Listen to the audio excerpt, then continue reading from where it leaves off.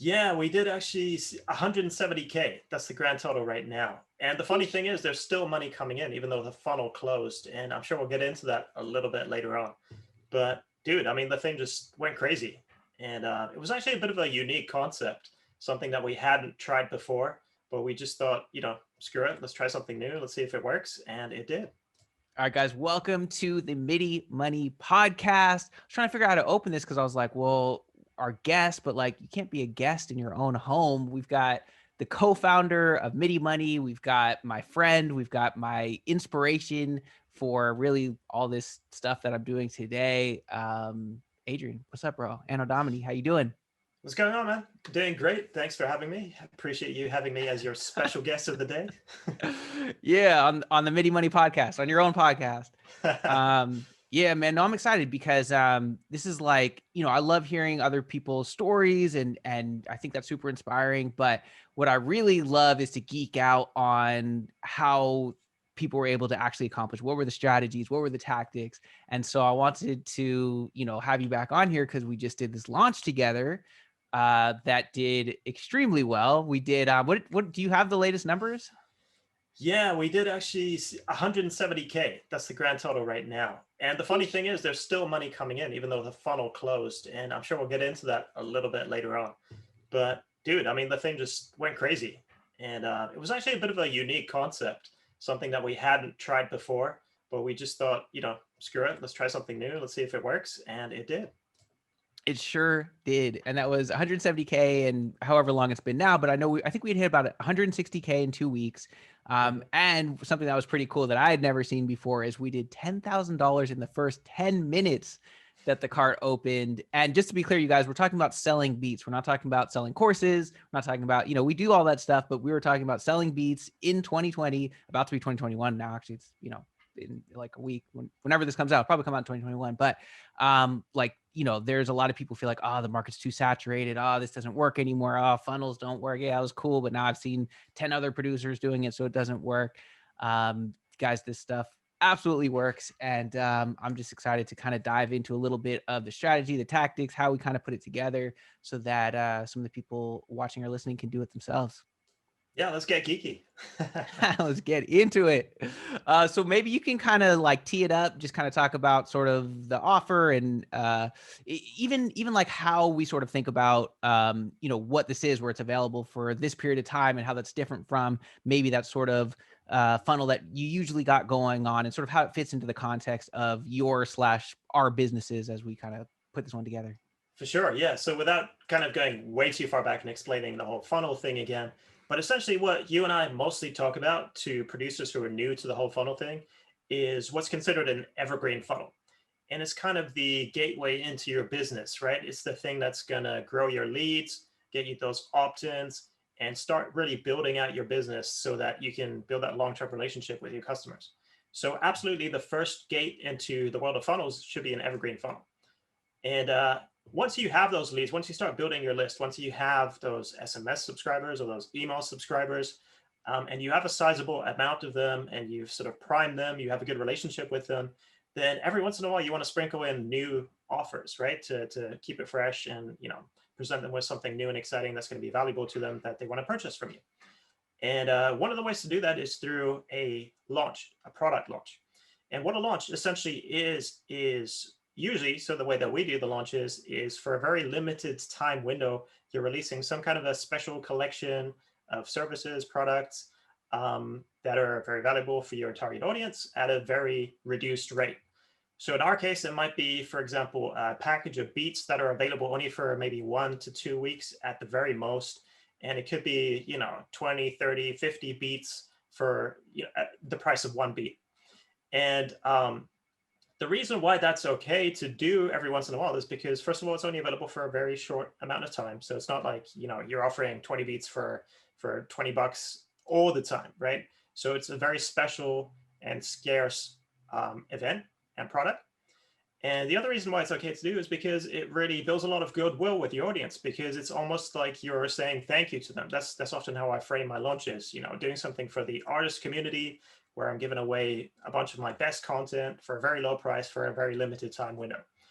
And if you do it right, so you don't just kind of throw this launch at your audience out of the blue. But if you do it right and you kind of prime them, you maybe spend a couple of weeks before the launch actually getting them ready, dropping more information, building hype and anticipation. And then when this thing launches in that tiny window, you're going to get a bunch of sales in a very compressed amount of time.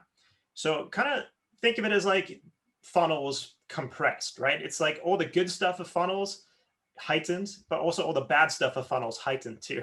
You know, I'm talking about like customer support questions. I'm talking about stress of like technology not working. But at the same time, you're making loads of sales, like, you know, very quickly, and it's a bunch of fun. It's really exciting, and it's kind of what I love, what I live for, right? It's just super fun. I love these kind of launches. It's yeah, kind of like my lifeblood when it comes to selling beats online. Definitely. No, launch day is always the funnest. It's like you're nervous because you don't know how it's going to go. You put in all this time and energy and effort, like you said, in this compressed period of trying to get this thing out in time. Inevitably, you're going to hit technology problems or problems with the people you're working with or problems with, you know, whatever. Like it's just inevitable. And when you're, like you said, when you're doing these launches, it's everything so compressed that it's just more, it's more good and more bad, but it's really fun. Just a couple of things I wanted to touch on that you mentioned was one of the things you said is, you know, it's okay to do these kinds of bigger discounts without devaluing your brand because it's for a limited time. And also part of what you kind of touched on real quick is there's this story, right? And so the story behind it, why are you doing this? The justification for it. You know, and one of those is, like you said, oh, hey, we really want to thank you. You know, we appreciate you guys. It could be because you're tying it into a holiday or to something like Black Friday. It could be, you know, whatever it is, just having that story attached to it really helps to kind of justify why you're doing it. Will help to have people, for one, not devalue your brand because it's like, okay, this is why this is available at this time for this price. It will also make people more excited about buying it during that limited time. And that's another thing too, is like the fact that it is available for a limited time, you're really leveraging, you're really using this concept of urgency and scarcity that are like two of your most powerful tools as a business owner, as a marketer, when you're selling beats, because it's crazy. I mean, I know you've seen it. I've definitely seen it where we'll be selling the same offer, right? Let's say it's available for a week and we're emailing the list. We're telling them about it. They know the price. They know it's included, all that kind of stuff. And inevitably, the last day will be the biggest day by far in sales. And it's just because of that human nature. People don't want to miss out. They're like, I've been thinking about it, but all right, today's the last day. Let me get it today, right? And so that's just like leveraging that human nature. And so that was something we were able to do here, including what was pretty cool was actually kind of leveraging that on the front end as well, which was creating all this kind of hype in the beginning, which was something that I hadn't really done that well before. But on this one, it worked really well. And so I know like part of that for sure was we were able to build some hype for it. We let our list know, right? Both of our lists know, hey, this thing is coming. And by the way, when I say list, I'm talking about, you know, mainly email, but also SMS. And also, you know, social media, letting people know we got something coming and saying, hey, if you want to be on the early access list, go ahead and sign up, right? And we sent them to a little opt-in page where even if they're already on your list or my list, it's just a way of them saying, yes, I'm interested in this thing. And then we also had them put in their phone number. And that ended up being huge because we had, I think it was about 3,000 people get into the early access list. You know, we told them, hey, we're doing this beat pack. I can't remember, did we say very specifically what was included, like how many beats and stuff like that? Do you remember? So the way I usually do it is as you're getting closer to the launch, you start dropping more and more information. Hmm. So 4 weeks out, you're kind of vague about it. You just say there's something happening, something big. I want you to be a part of it. You don't want to miss out, that kind of stuff. Then maybe 3 weeks out, you start saying, you know, it's going to be a package of beats. And then 2 or 1 week out, you start dropping more information. Exactly how many beats is it going to be? How much is it going to cost? How is it going to be available? Where can you get it? And stuff like that. So that way you're just gradually building up the hype, right? First, you start kind of vague. And as you get closer to it, you want people to really be super excited and be anticipating the actual launch date. And literally 24 hours before, you want them literally being ready to refresh their inbox every 15 seconds so they can get that link on launch day. So that's kind of the point, right? To kind of snowball the excitement into launch day. Yeah, for sure. And it worked like crazy. And I think part of it was I think it was about 3,000 people to opt in email wise, but about half of those put their phone number as well. And so we happen to use something called Yeti Text for SMS that ties in really nice with the Active Campaign that we're using for emails. But there's a ton of services that do this. By the way, one very popular text messaging service is called Community. And I actually think community is really cool for what it is. It's more like really designed to be more like a social platform, or more like you're texting people in real time, but you can't do the type of stuff we're doing here where it's things are automated and kind of in a sequence like this with something like community. So anyways, I just want to like let people know about that. So Yeah, that's how we kind of set. Yeah, I would say community is more like a conversation, and Yeti text is more like a broadcast, right? yes. And Yeti text is two ways, because there are some where you literally can only send it out, but it's more kind of designed to be in like, somebody opts in for that early access list and then immediately they get a text saying, hey, be sure to check your inbox. We're going to email you at this time. Like community won't let you set up that kind of automation because they want it to feel much more natural. They also don't have a desktop app. It has to be on your phone because they really want it to feel natural, which is really cool as its own thing. It's just for what we're doing here. It's not really the ideal platform. Yeah. And it worked. We did that launch, right? We said, hey, it's coming out, right? Be sure to check your inbox 10 a.m. on Sunday. I think it was November 15th, I think, whatever it was, that it dropped. And we let people know a couple things to add that urgency on the front end, because we knew it was going to be available for 2 weeks and we didn't lie about it or anything, but we wanted to make sure people were really excited about getting it right away. So we told them two things. One is, hey, this is kind of like a limited special offer, and at the most it'll be available for this period of time, for these 2 weeks, but we expect to sell out. And so, make sure that you get it in time. And if you buy in the first 24 hours, you're going to get these additional 5 free beats, like essentially another additional little free beat pack. So we had some incentive for people to be like, okay, I want to be one of the first to actually get on there. And it went crazy. We sent out that SMS, we sent out the email, and it was literally within 10 minutes we had hit $10,000. I was watching the numbers like, I think we're going to hit $10,000 in 10 minutes. I've never seen this before. It was really nuts, but it was incredible to see.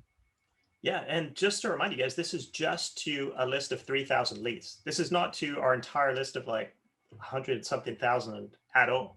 So you can have a small list, but if they're primed and they're excited and they're ready to go, it can go crazy.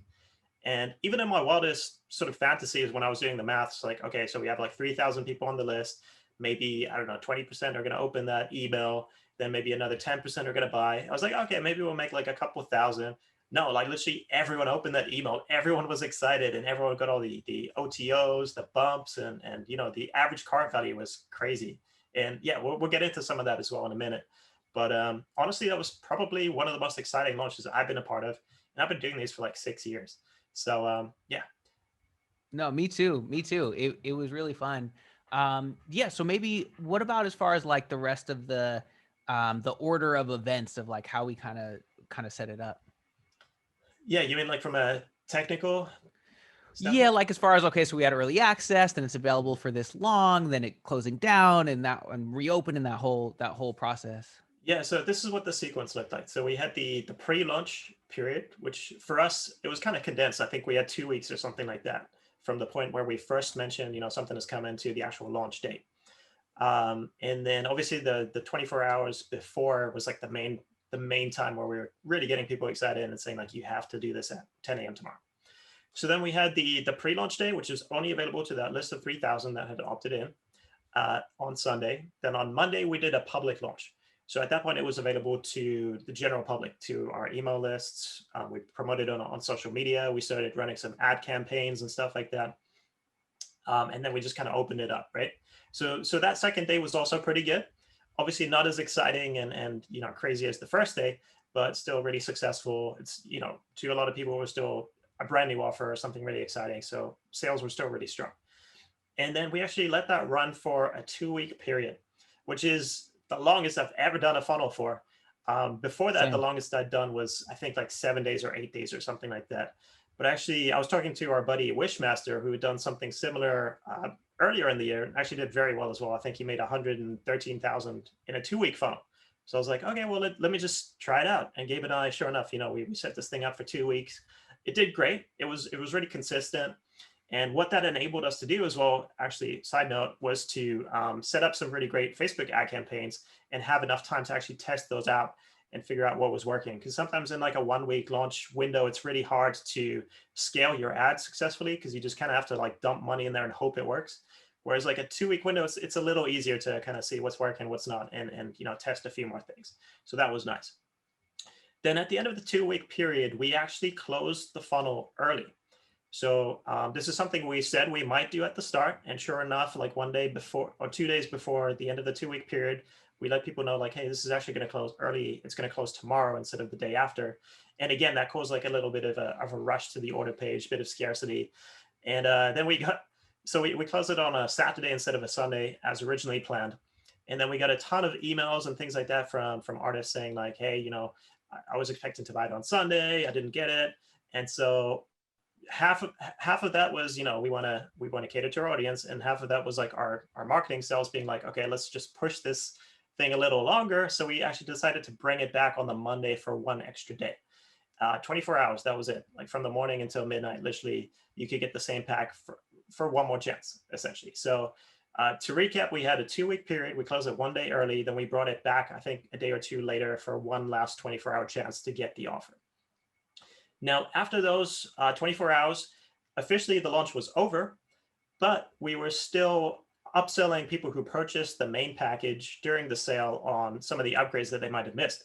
So we actually had a members area that we had set up.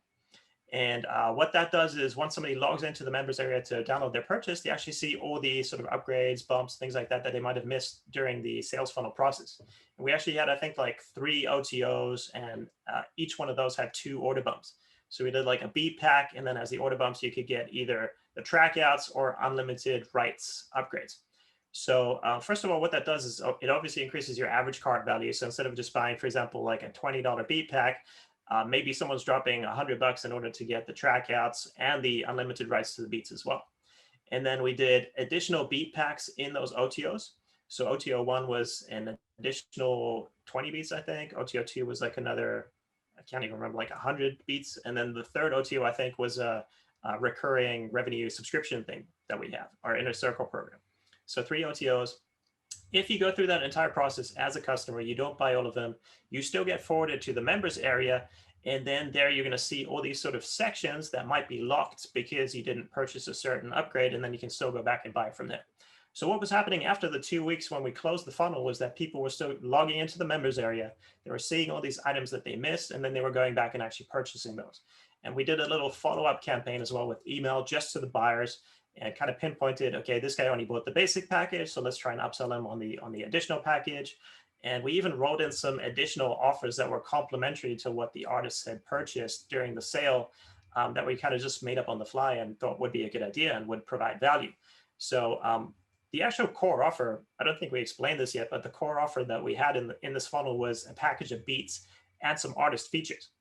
So the artist doesn't just get a bunch of beats, but actually has some 16-bar verses pre-recorded on those beats by a couple celebrity artists, A-list artists that we worked with to record verses on those beats for the artist.